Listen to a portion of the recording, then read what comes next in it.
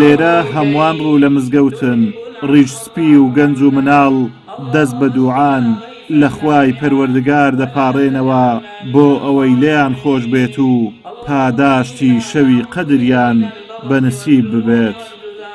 ئێمە وەکو موسڵمانانی خەلیفان لە مانجی ڕەمەزان بە تایبەتی لە دەڕۆژەکانی ئاخری شەوەکانی لەیلەتول قەدر لە مزگەوتەکان زیندووەکەینەوە بۆ ئەوەی پاداشتێکمان دەست بکەوێت لەو دەڕۆژانەدا کە لە شەوەکانی لەیلەتول قەدردا. خوای گەورەش بەندەکانی خۆی خۆشەوێ کە لە نیوە شەواندا ئانیشن لە مزگەوتەکان جا چ لە ماران بی لان لە مزگەوتەکان بی بۆ ئەوەی پاداشتیان دەست بکەوێت لەو شەوەدا.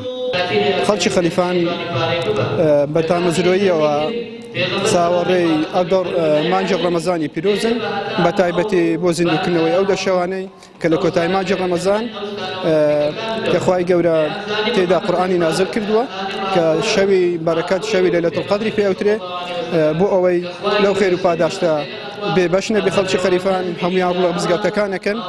دەشەوی کۆتایی مانجی ڕەمەزان گەورەترین شەوەکانی ساڵن و خوای گەورە قورئانی پیرۆزی لە شەوی قەدردا بەزاندووە، بۆیە موسڵمانان گرنگی زۆری پێدەدەن و مامۆستایانی ئاینیش ڕێنمایی موسڵمانان دەکەن پاداشتی ئەم دەشەوە لە دەستخۆیان نەدەن و بە پەرستش زیندووی کەنەوە.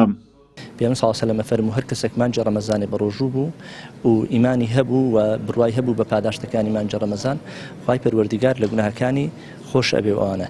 پاشانیش پێغەمبەر صلی الله علیه و سلم فەرموو هەر کەسێک شەوی لەیلەتول قەدری بەنسیب بێ خوای پەروەردگار لە گوناهەکانی خۆش ئەبێت، چونکە عیبادەتکردن لە مانجی پیرۆزی ڕەمەزان بە تایبەت لە شەوانی لەیلەتول قەدر فەزڵ و گەورەیەکی یەکجار زۆری هەیە.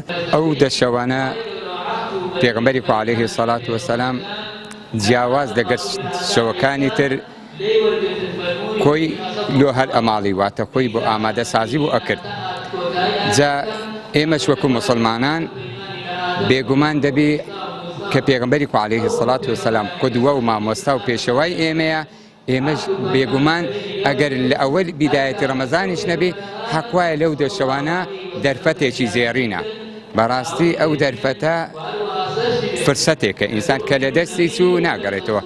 بینیمان چەند لە خۆشەویستانمان لە ئازیزانمان لە ساڵی پار لەگەر ئێمەدا بوون، ئێستا ئەوان بە تەنها لە ناو گۆڕ پاڵیان دایتەوە.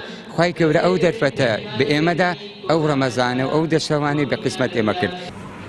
موسڵمانانی خەلیفان بە تامەزرۆییەوە ڕوو لە مزگەوتەکان دەکەن و پەرستشی مانجی ڕەمەزانیش بە دەرفەت دەزان و گرنگی پێدەدەن بۆ ئەوەی ڕەزامەندی خوای گەورە بەدەستبێنن.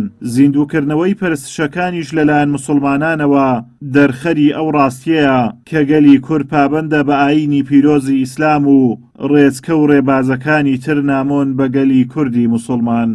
ئازادۆمەراوەی کەناڵی ئاسمانی پەیام، ناحیەی خەلیفان.